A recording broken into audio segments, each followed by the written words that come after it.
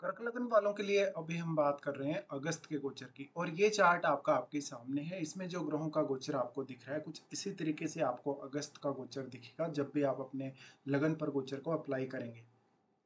यहाँ पे ये जो प्लेसमेंट है हालांकि इनमें कुछ बदलाव भी हो सकता है मंथ के मध्य में। सबसे पहले हम यहाँ गोचरीय स्थितियों के बारे में बात करेंगे। उसके बाद देखेंगे कि ये जो ग्रहों का आपको गोचर चार्ट में नजर आ रहा है ये किस प्रकार का प्रभाव आपकी लाइफ पर डाल सकता है। सबसे पहले अगर देखा जाएगा तो अगस्त के दौरान जो ग्रहों का गोचर है उसमें हम सूर्य की बात करते हैं। सूर्य 17 अगस्त तक कर्क राशि में गोचर करने वाले हैं। इसके बाद ये सिंह राशि में प्रवेश कर जाएंगे। बुध का गोचर 10 अगस्त तक कर्क में और अभी वो वक्री है। फिर वो 30 अगस्त को सिंह राशि में प्रवेश करेंगे। शुक्र 21 अगस्त तक मिथुन राशि में रहने के बाद फिर आगे बढ़कर कर्क राशि में प्रवेश करेंगे। मंगल कन्या राशि में और बृहस्पति मिथुन राशि में रहने वाले हैं। इसके साथ साथ शनि अभी मीन राशि में वक्री है और चंद्रमा 1 अगस्त को तुला राशि में आपको देखने को मिलेंगे। वहीं राहु अभी कुंभ में गोचर कर रहे हैं और केतु सिंह राशि में। तो ये ग्रहों की गोचरीय स्थिति है। इसके बाद अब हम देखते हैं वास्तव में ये गोचर आपको किस प्रकार का प्रभाव दे सकता है। सबसे पहले यहाँ लग्नेश के बारे में ही चर्चा करेंगे। देखिए लग्नेश आपके चंद्रमा बनते हैं और आपके लगन में वैसे सूर्य और बुध दोनों ही ट्रांजिट कर रहे हैं इस मंथ में। लेकिन चंद्रमा आपके फोर्थ हाउस में आपको दिखेंगे स्टार्टिंग में, लेकिन ये एक ही दिन के लिए यहाँ रहने वाले हैं।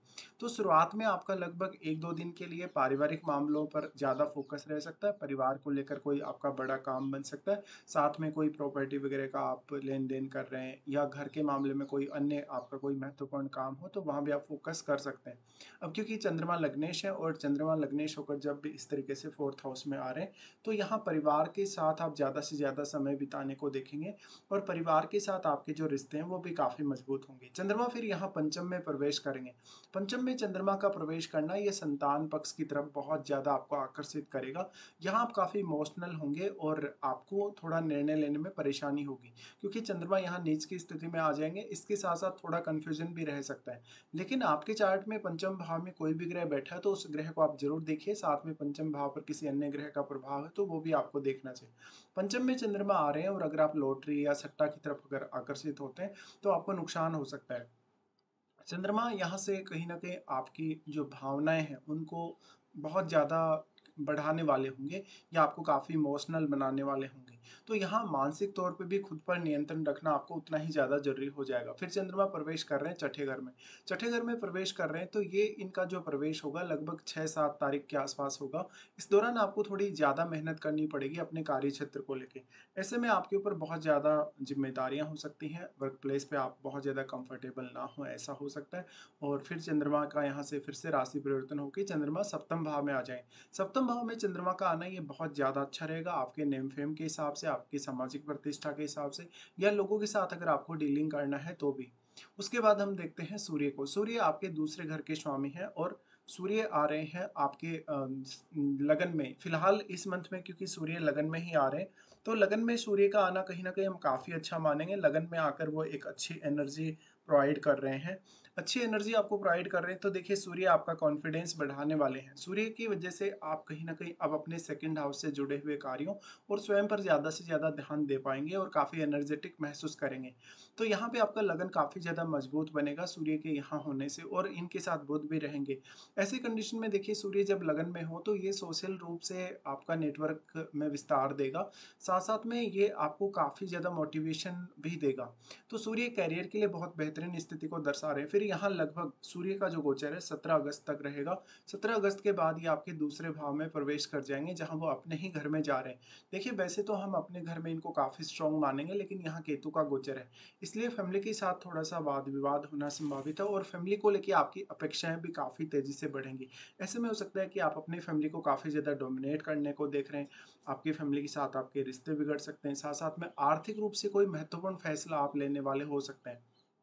सूर्य यहाँ से दृष्टि डालेंगे अष्टम पर और अष्टम में राहु गोचर कर रहे हैं। तो अष्टम भाव के लिए सूर्य आपको थोड़ी हेल्प यहाँ कर पाएंगे क्योंकि वो यहाँ अष्टम भाव को एक्सप्लोर करने में आपकी मदद करेंगे जहाँ राहु भी आपको ये मदद कर रहे हैं। लेकिन सूर्य का सेकंड हाउस में आना फैमिली और रिलेशंस के लिए उतना अच्छा नहीं है। इसके बाद हम बुध को देखते हैं। बुध आपके तीसरे घर के स्वामी और 12वें घर के स्वामी होकर लगन में गोचर कर रहे हैं और फिलहाल ये वक्री स्थिति में है। देखिए वक्री स्थिति में है तो अब लगभग आपने पिछले 2-4 महीनों में जो-जो डिसीजन लिए हैं, उन पर आप एक बार फिर से गौर कर सकते हैं और उसके बाद आप ये देख सकते हैं कि कौन-कौन से आपके कार्य रहे जहाँ पर व्यवधान आया हो, जहाँ पर आपको काफ़ी समस्याएँ हुई हों। यहाँ पे बुध की स्थिति है तो मेनली ये डिसीज़न लेने के लिए तो काफ़ी अच्छी स्थिति है, लेकिन थोड़ा आपको कन्फ्यूज़न में डाल सकता है अगर आपके जन्म के समय का चंद्रमा अच्छी स्थिति में ना हो, क्योंकि बुध एक द्वैतवादी ग्रह है। बुध यहाँ आ रहे हैं तो ये बिज़नेस रिलेटेड डिसीज़न लेने के लिए और अपने खुद पर फ़ोकस करने के लिए अच्छी स्थिति है। साथ-साथ में ये कहीं न कहीं आपको एक अच्छा कम्युनिकेटर बना सकता है, आपको दूसरों पर काफ़ी अच्छा प्रभाव ये दे सकता है। बुध यहाँ पे तीसरे घर के स्वामी हैं तो कम्युनिकेशन काफ़ी मज़बूत होगा और वैसे भी तीसरे घर में मंगल गोचर कर रहे हैं आपके। तो यहाँ पे अब आपको मेनली जो फ़ोकस करना चाहिए 12वें घर से संबंधित जितने भी आपके मैटर हैं और आपका कोई अगर बिज़नेस है या बिज़नेस से रिलेटेड कोई भी प्रकार का आपका कोई लेन-देन है तो उस पर आपको ज़्यादा से ज़्यादा ध्यान देने की आवश्यकता है। इस समय आप नए बिज़नेस से रिलेटेड डिसीज़न ले सकते हो। बुध यहाँ से फिर दृष्टि डाल रहे हैं सप्तम पर, जहाँ वो आपके पार्टनर के साथ भी आपके रिश्ते को काफ़ी ज़्यादा बैलेंस में लाने की कोशिश करेंगे। यहाँ पर आपके लिए पब्लिक डीलिंग थोड़ी आसान होगी। यहाँ पे जो स्थिति बन रही है मेनली जो बुध हैं वो आपको कम्युनिकेशन में बहुत ज़्यादा बेहतरीन बनाने वाले हैं। तो इस तरीके से आपको यहाँ विचार करना होगा। उसके बाद देखिए यहाँ जो स्थिति बन रही है हम शुक्र को देख लेते हैं। शुक्र 4th लॉर्ड हैं और वो 11वें घर के भी आपके चार्ट में स्वामी बनते हैं।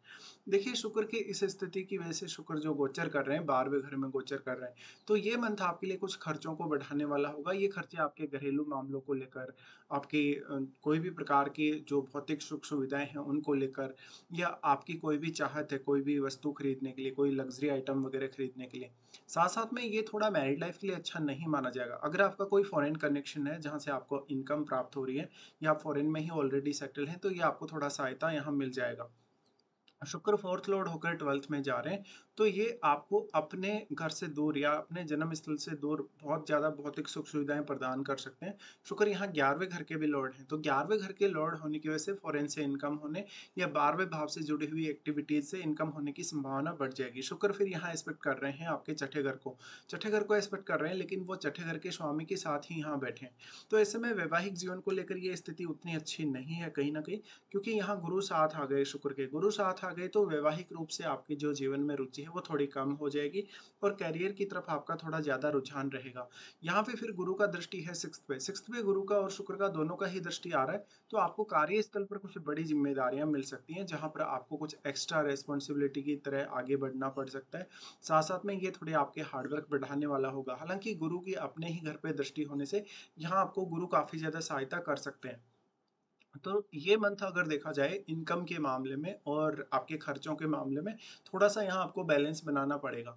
फिर अब जिनका भी पुरुष का चार्ट है, उनके लिए उनको हो सकता है उनकी वाइफ़ पे बहुत ज़्यादा खर्चे करने पड़े, और यहाँ पे लेकिन अगर आपका स्त्री का चार्ट है, तो स्त्री का चार्ट होने की वजह से आपको पार्टनर की तरफ से काफ़ी मदद मिल सकती है आर्थिक मामलों में। और आपके करियर से जुड़े मामलों में भी। उसके बाद यहाँ पे हम देखेंगे शुक्र क्योंकि आगे बढ़ जाएँगे, फिर लगन में आ जाएँगे वो। लगन में आने से ये वैवाहिक जीवन के लिए अच्छा संकेत होगा, और शुक्र 21 अगस्त को फिर से यहाँ आ रहे हैं। 21 अगस्त के बाद से वो आपके लगन में आएँगे। लगन में आएँगे तो फिर वो सप्तम को एस्पेक्ट करेंगे, और यहाँ पे शुक्र के आने के बाद आपकी पर्सनैलिटी को लेके, आपके स्वयं को लेके या कहीं न कहीं अपने पार्टनर को लेके आपकी लाइफ़ में बेहतर स्थिति बनेगी। तो फिर आपका जो मैरिड लाइफ है वो इम्प्रूव होगा, आप स्वयं पर बहुत अच्छे से फ़ोकस कर सकेंगे, आपकी पर्सनैलिटी वाइज़ या आपके स्वास्थ्य के वाइज़ आपको ज़्यादा सुधार देखने को मिलेंगे। उसके बाद हम यहाँ मंगल को देखते हैं। मंगल आपके 5वें घर के स्वामी और 10वें घर के स्वामी हैं, और मंगल गोचर कर रहे हैं तीसरे घर में। ये आपके कार्य क्षेत्र के दृष्टिकोण से बहुत ही अच्छी स्थिति मानी जा सकती है, क्योंकि मंगल एक तरफ जहाँ वो 5वें घर के लॉर्ड हैं और अगर तीसरे घर में वो आ रहे हैं, तो वो आपको निर्णय लेने के मामले में काफ़ी सक्षम बनाते हैं। आपकी योग्यता और आपके टैलेंट के हिसाब से आपको आगे बढ़ने में सक्षम बनाते हैं। साथ ही वो क्योंकि 10वें घर के स्वामी हैं, 10वें घर के स्वामी होने की वजह से मंगल की इम्पोर्टेंस यहाँ बहुत ज़्यादा बढ़ जाती है, क्योंकि अब आप अपने कार्य क्षेत्र में बहुत ही अच्छे से प्रदर्शन कर सकेंगे। हालाँकि आपको इसमें ये भी देखना होगा कि आपके 10वें घर में कोई भी ग्रह यहाँ स्थित है या नहीं। लेकिन देखिए मंगल क्योंकि वो 10वें घर के लॉर्ड हैं और अगर तीसरे घर में आ रहे हैं, तो तीसरा घर आपके स्वयं के एफर्ट का ही है। आप कितना ज़्यादा प्रयास करेंगे अपने करियर में, उतना ही आपके आगे बढ़ने की संभावनाएँ बढ़ जाएँगी। मंगल यहाँ पे पंचमेश है, तो आप अपने करियर से रिलेटेड डिसीज़न लेने और उन डिसीज़न को इम्प्लीमेंट करने के मामले में काफ़ी आगे रहेंगे। तो मंगल यहाँ आपको काफ़ी ज़्यादा एग्रेशन प्रोवाइड कर रहे हैं, वो एक फायर पावर प्रोवाइड कर रहे हैं, जिसकी वजह से आप करियर को लेकर कुछ रिस्क भी ले सकते हैं। मंगल यहाँ पे फिर आपको यहाँ जो 6th हाउस से जुड़ी हुई परेशानियाँ हैं, उनसे काफ़ी ज़्यादा बचाने वाले हैं, क्योंकि इनका 4th एस्पेक्ट आएगा यहाँ और गुरु का भी एस्पेक्ट यही है। ऐसे में देखिए 6th हाउस के मामलों में यहाँ बाकी सभी ग्रहों की तुलना में आपको मंगल ज़्यादा मदद करेंगे यहाँ पर, और साथ में वो आपके करियर में आने वाली बाधाओं को भी दूर कर रहे हैं, और क्योंकि वो स्वयं अपने ही घर पे भी दृष्टि डाल रहे हैं यहाँ। मंगल का फिर दृष्टि यहाँ रेट्रोग्रेड सैटर्न पे आएगा। सैटर्न अभी रेट्रोग्रेड है, तो यहाँ सैटर्न का भी एस्पेक्ट वैसे मंगल पे है, लेकिन मंगल का एस्पेक्ट सैटर्न पे होने की वजह से यहाँ वो आपके नवम भाव को काफ़ी एक्टिवेट रख रहे हैं फिर भी, और जो रेट्रोग्रेड सैटर्न है वो आपके कार्यों में बाधा यहाँ नहीं डाल रहे। इसलिए मंगल का जो दृष्टि है नवम भाव पर, इसकी वजह से नवम भाव से जुड़े हुए कार्यों में भी आपके उतने ही ज़्यादा तेजी रहेगी। अब ये मंगल आपको हायर स्टडीज़ में मदद करेंगे। हायर स्टडीज़ में मान लीजिए आपको कोई डिसीजन लेना है, आपको इवन विदेश जाना है या विदेश यात्रा करनी है या वहाँ सेटल होने के लिए देखना है, क्योंकि आपका नवम घर का स्वामी आपके 12th हाउस में है फिलहाल के लिए। तो ये सारे के सारे डिसीजन आप ले सकेंगे। यहाँ थोड़ा-सा एग्रेशन ज़्यादा रहने की वजह से आपको अपेक्षाएँ भी उतनी ही ज़्यादा रहेंगी। फिर मंगल अपने घर को एस्पेक्ट कर रहे हैं तीसरे भाव से। तो अब करियर के लिए ये बहुत बेहतरीन स्थिति है, क्योंकि आपका 3rd हाउस का मंगल आपको काफ़ी एफर्ट करने के लिए प्रेरित करेगा। तो इस मंथ में आप ज़्यादा से ज़्यादा अपने करियर के लिए एफर्ट करें, तो ये सबसे ज़्यादा अच्छा है आपके लिए। उसके बाद हम गुरु को देखते हैं। गुरु आपके छठे घर के स्वामी हैं और आपके नवम घर के स्वामी हैं। देखिए छठे घर के स्वामी अगर 12वें घर में जा रहे हैं, तो कहीं न कहीं ये आपके, क्योंकि आपका छठा घर है वो आपका वर्क प्लेस है, इसलिए आप अगर अपने कार्य क्षेत्र को लेके, प्रोफ़ेशन को लेके या जॉब वगैरह को लेके कहीं भी आप अगर विदेश में सेटल्ड हैं या किसी अदर स्टेट में सेटल्ड हैं, तो ये आपको काफ़ी मदद करेगा। साथ-साथ में आपको काफ़ी ज़्यादा खर्चे भी बढ़ाएगा, और यहाँ फिर वो नवम घर के स्वामी हैं, नवम घर के स्वामी हैं, तो ये आपको हायर स्टडीज़ में काफ़ी मदद करेगा। हायर स्टडीज़ के साथ-साथ आपको आध्यात्मिक उन्नति भी गुरु देने वाले हैं। अब क्योंकि गुरु यहाँ शुक्र के साथ बैठे हैं, ऐसे में आपको फ़ॉरेन से इनकम होने की संभावनाएँ, या जहाँ भी आप रहते हैं वहाँ भौतिक सुख-सुविधा मिलने की संभावना बढ़ जाएगी। अब गुरु यहाँ जो ट्रांज़िट कर रहे हैं वो आपके सबसे पहले 4th हाउस को एस्पेक्ट कर रहे हैं। 4th हाउस को एस्पेक्ट करने की वजह से ऐसा गुरु आपको परिवार के साथ एक बेहतरीन रिश्ता देने की कोशिश करेगा, जहाँ पर आप अपनी पारिवारिक ज़िम्मेदारियों को भी अच्छे से निभाने वाले होंगे। यहाँ पे आपको पारिवारिक रूप से जो भी कहीं न कहीं रिक्वायरमेंट्स हैं, उन पर आप ज़्यादा अच्छे से ध्यान दे सकेंगे और उन मामलों में बेहतरीन डिसीज़न ले सकेंगे। गुरु यहाँ फिर जो दृष्टि डाल रहे हैं, यहाँ मंगल की भी दृष्टि है छठे घर पे, तो छठे घर के मामलों में आपको एक अच्छी प्रोटेक्शन यहाँ मिल रही है फिर भी। ऐसे में आपके लिए रूटीन वर्क को पूरा करना, रूटीन वर्क के साथ-साथ अपने बॉस या अपने कलीग्स के साथ कन्वर्सेशन में आना बेहतरीन रहेगा। तो यहाँ थोड़ा-सा ध्यान हालाँकि ज़्यादा देना होगा आपको। 6th हाउस से जुड़े हुए मैटर्स में आप जितना ज़्यादा ध्यान देंगे, उतना ही ज़्यादा आपका करियर आगे इम्प्रूव होता जाएगा। इसके साथ-साथ आपका जो वर्क प्लेस है, जहाँ भी आप काम कर रहे हैं, जिस भी ऑफ़िस में आप काम पर हैं, वहाँ का माहौल आपके लिए बहुत कुछ तय करेगा आगे बढ़ने के लिए। फिर यहाँ बृहस्पति का एस्पेक्ट आ जाता है आपके अष्टम पे। अष्टम पे बृहस्पति का एस्पेक्ट है, तो ये कहीं न कहीं आपको काफ़ी मदद कर सकता है यहाँ अष्टम भाव को एक्सप्लोर करने में। यहाँ पे लेकिन मैरिड लाइफ़ के लिए उतनी अच्छी स्थिति नहीं मानी जा सकती है। और क्योंकि अगर मान लीजिए आपके सप्तम में भी अगर फिर कोई राहु केतु या शनि जैसा ग्रह बैठा है या मंगल जैसा ग्रह बैठा है, तो ये मैरिड लाइफ को डिस्टर्ब करने वाला होगा। लेकिन देखिए यहाँ गुरु का एस्पेक्ट राहु को मिल रहा है, तो ये आपके इन-लॉज़ के साथ आपके रिश्ते को कहीं न कहीं इम्प्रूव कर सकता है। तो यहाँ पे एक अलग प्रकार की होप आपको नज़र आएगी। गुरु का यहाँ दृष्टि होने से इस हाउस से संबंधित कार्य करने के मामले में या इस हाउस से संबंधित कोई भी प्रकार का प्रोफ़ेशन चुनने के मामले में गुरु आपकी सहायता कर रहे हैं। इसके बाद हम देखिए लगभग सभी ग्रहों के बारे में चर्चा कर चुके हैं, और राहु केतु के बारे में भी चर्चा कर लेते हैं। देखिए मेनली राहु अभी क्योंकि वो अष्टम में गोचर कर रहे हैं, अष्टम में गोचर करने की वजह से आप ज़्यादातर उन मामलों में सफल होंगे राहु के इस गोचर से, जहाँ पर आप कोई हायर स्टडीज़ की तरफ जाना चाहते हैं, रिसर्च की तरफ जाना चाहते हैं, या आपके प्रोफेशन में या आपके कार्यों में 8वें भाव का कहीं न कहीं रोल है, चाहे कैसा भी हो। तो राहु का यहाँ होना अष्टम भाव का जो रोल है या अष्टम भाव से जुड़ी हुई जो चीज़ें हैं, उनको आपकी लाइफ में काफ़ी स्ट्रांगली लाता है। यहाँ पे फिर आपको ये भी देखना होगा कि वास्तव में आपको राहु की महादशा है या नहीं, क्योंकि अगर राहु की महादशा होगी तो अष्टम भाव से संबंधित जो चेंजेज आपकी लाइफ में आने चाहिए, उनकी संभावना और भी ज़्यादा बढ़ जाएगी फास्टली। उसके बाद देखिए केतु आपके सेकंड हाउस में गोचर कर रहे हैं। सेकंड हाउस का केतु उतना अच्छा नहीं माना जाएगा, यहाँ परिवार के साथ या रिलेटिव्स के साथ काफ़ी समस्याएँ देगा, और आर्थिक रूप से भी कुछ डिसीज़न लेने में आपको बाधाएँ आएँगी। तो आप अपने जो भी आर्थिक रूप से फैसले करें, उनमें थोड़ी सावधानी ज़रूर बरतें। उसके बाद हम देख लेते हैं कौन-कौन से अच्छे दिन और कौन-कौन से आपके लिए कुछ खराब दिन रहने वाले हैं इस मंथ में। देखिए सबसे पहले अच्छे दिनों की बात करें तो 1 तारीख, 16, 17 और 27 से 29, ये आपके लिए काफ़ी बेहतरीन समय रहने वाला है। आपका अगर कोई भी काम नहीं बन रहा, तो आप उस काम को इन दिनों में ट्राई कर सकते हो। यहाँ पे लेकिन आपको बहुत ही अच्छे से उन कार्यों को मैनेज करके करना होगा।